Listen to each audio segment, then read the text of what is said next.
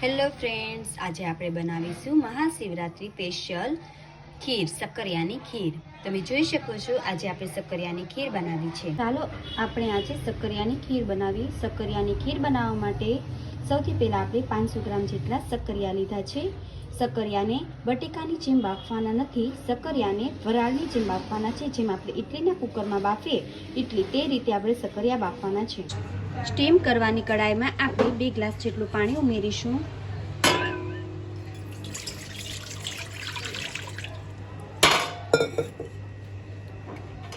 અને કાણાવાળી જે જાળી આવે છે તેમાં આપણે બનાવીશું. આની ઉપર આપણે જે સક્કરિયા હતા તેના ગોળ ગોળ રાઉન્ડ કરેલા તેને આપણે પાથરી દઈશું.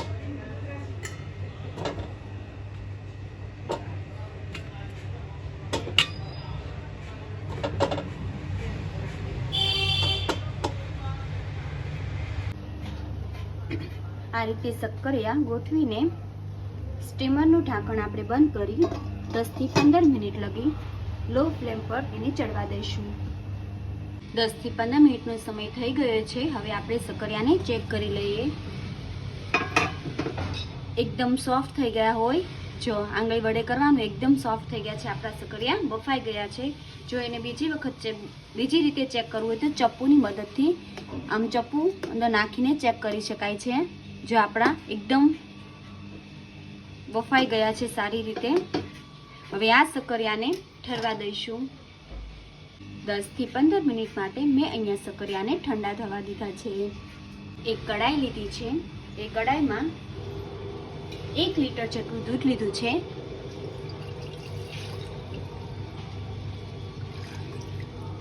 દૂધ ગરમ થાય ત્યાં સુધી આપણે સક્કરિયાને છાલ ઉખાડી લઈએ.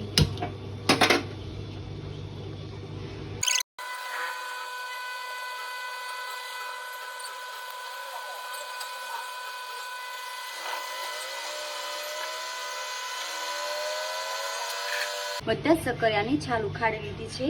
હવે આપણે દૂધીનો હલવો કે ગાજરનો હલવો બનાવીએ ત્યારે જે ખમણીનો યુઝ કરીને આપણે જે ખમણીએ છીએ તે જ ખમણીથી આપણે સક્કરિયાને પણ ખમણવાના છે. સક્કરિયા એકદમ સોફ્ટ હોવાથી આસાનીથી આપણી ખમણાઈ જશે. અંદર રેસા કે કોઈ બી વસ્તુ હોય તો ઉપર આવી જશે, જે આપણને રેસાવાળું ફીલ ન થાય.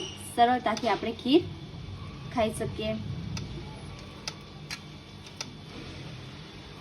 રીતે બધા જ સક્કરિયાને આ રીતે ખમણી નાખવાનું. અહીં તમે જોઈ શકો છો મેં સરસ રીતે ખમણી લીધું છે. સક્કરિયાનું છીણ તૈયાર કરી લીધું છે. હવે આપણે જે દૂધ ગરમ કરવા મૂક્યું હતું તેમાં આપણે સક્કરિયાનું ખમણીને તૈયાર કર્યું. ત્યાં સુધીમાં આપણું દૂધનો એક ઉભરો આવી ગયો છે.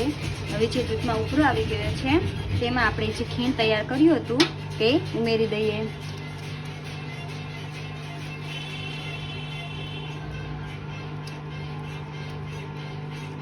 મેં અહીંયા 1 લીટર દૂધમાં 500 ગ્રામ જેટલા સક્કરિયા લીધા છે. આ માપ એકદમ પરફેક્ટ છે. જો તમારે સક્કરિયા વધારે નાખવા હોય તો તમે નાખી શકો છો.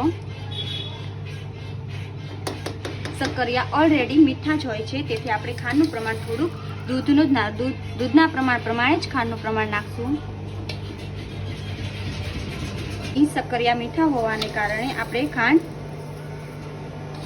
થોડીક એવી જ ઉમેરીશું.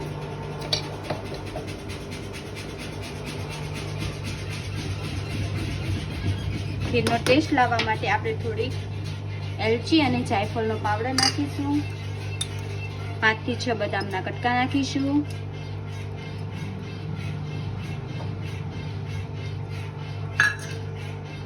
જોઈ શકો છો આપણી ખીર તૈયાર છે. સક્કરિયાની ખીર.